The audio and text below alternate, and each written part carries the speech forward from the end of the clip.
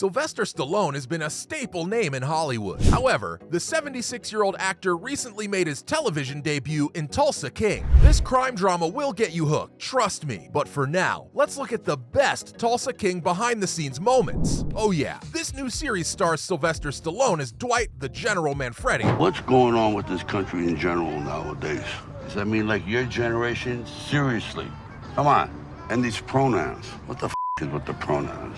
A former mafia capo. Just last September, the show released a featurette where viewers got to see how the world of Tulsa King was built. Taylor Sheridan and Terrence Winter are in charge of Tulsa King. Yes, the same guys who gave us Yellowstone, Mayor of Kingstown, and 1883. But not only that, we got to hear from the actors themselves what they thought about the show. It's pretty exciting, especially since this crime drama's garnered quite an impressive following, despite having just one season, at least for now. Anyone asks what I do for a living, you tell them I'm an industrialist.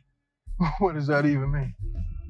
Now, in the featurette, we get to see Sylvester Stallone narrate how his character, sadly, being loyal to his chosen family, didn't help him at all. In fact, it led him to the middle of nowhere. Well, not the middle of nowhere, but more like the middle of America in Oklahoma, which is basically the same, especially since he came from Brooklyn, New York. Now, he needs to adjust big time, not only to his new turf, but also to the changes that have taken place in the criminal underworld since his imprisonment. Well, 25 years is a long time, so there are definitely a lot of changes while he was gone. And what about him being relocated instead of standing among the higher-ups? This definitely feels like a punishment for him. Now, another interesting behind-the-scenes footage from the featurette is Taylor Sheridan's thoughts on why he made the series in the first place. Grabbing life by the seat of the pants, going with your gut instinct, is over. For example, when Rocky would never be made today. This never would have happened. It's over. Majority. The Godfather wouldn't be made today. Like always, this Yellowstone creator is determined to explore new ideas. For him, he wanted to explore the ludicrous idea of a big city mafia boss moving to the countryside. An absurd comedy of errors, as he'd like to put it. Wait, what? A mafia story that's an absurd comedy of errors? Well, it's because we get to see Sylvester Stallone in his full, hulking, intimidating presence feel somewhat like a fish out of water in this small town in Oklahoma. But clueless as he is about a lot of things, he still manages to reel in a select group of misfits for his mob, if you would even call it that. If you haven't seen it yet, you'll see the General's fair share of struggles as he tries to keep up with modernity to boot. Now, apart from this, do you know what else the Mafia is most known for? The importance they place on family.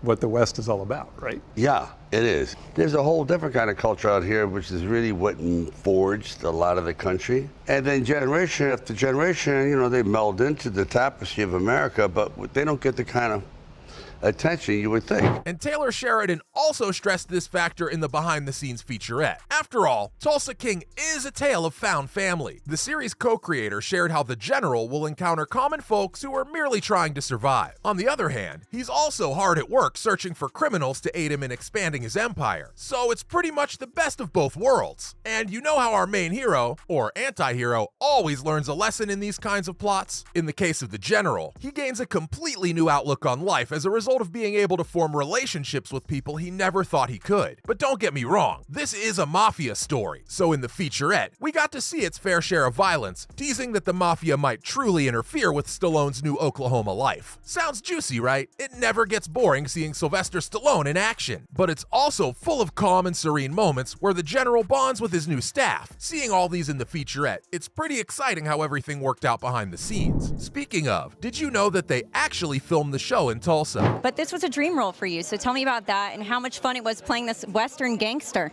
I kept saying to Al Pacino, say, come on, spread the wealth. De Niro, spread the wealth. And they kept getting, I know, I said, how much more do I have to do?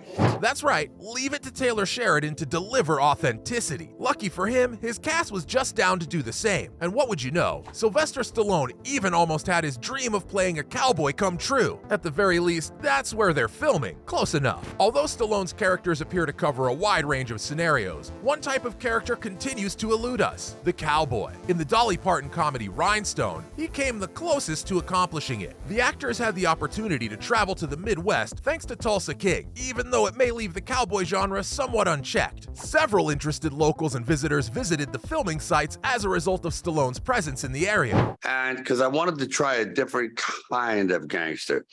And then one night, like at 3 o'clock in the morning, 2 o'clock, I get a phone call from Taylor Sheridan. He goes, "Hey, I got this idea. You want to play a gangster?" I go, yes.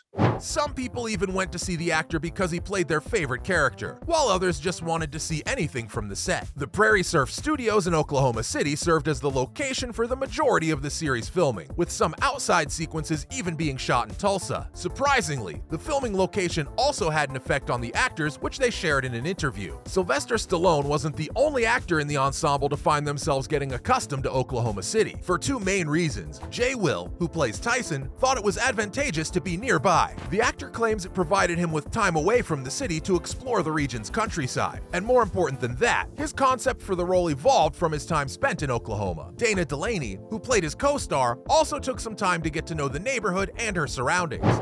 He comes out of jail, thinks he's going to go back to his New York mobster family, and basically the world has moved on from him.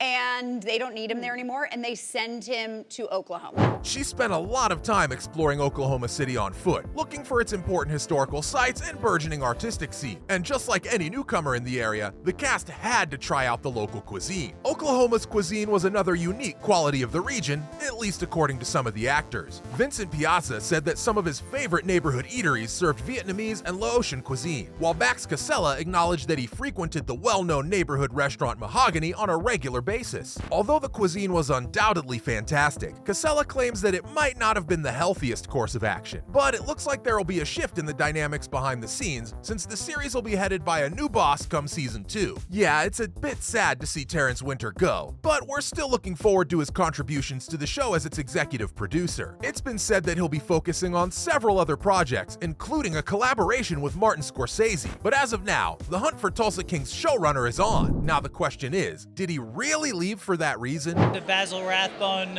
movies on Channel 11 in New York. Absolutely love the stories. I've just been a fan of Holmes, and literally every version of this that comes out I've seen. According to insiders, Winter's resignation as showrunner is a result of a creative disagreement. After all, a clash of ideas is not uncommon in this industry. Winter and Sheridan, on whose original concept the program was based, had differing ideas for the series and the lead character. But mind you, this isn't news, it's a fact. It's made clear in Deadline's interview with Winter before Tulsa King's premiere in November. And yeah, it's also no secret that Tulsa King was immediately renewed for a second season after just 3 episodes of its debut season. It's too bad though, with Terrence Winter, we've seen what he's done with The Wolf of Wall Street, The Sopranos, and Boardwalk Empire, but at least he'll still work as a producer, so that's one silver lining we could look forward to.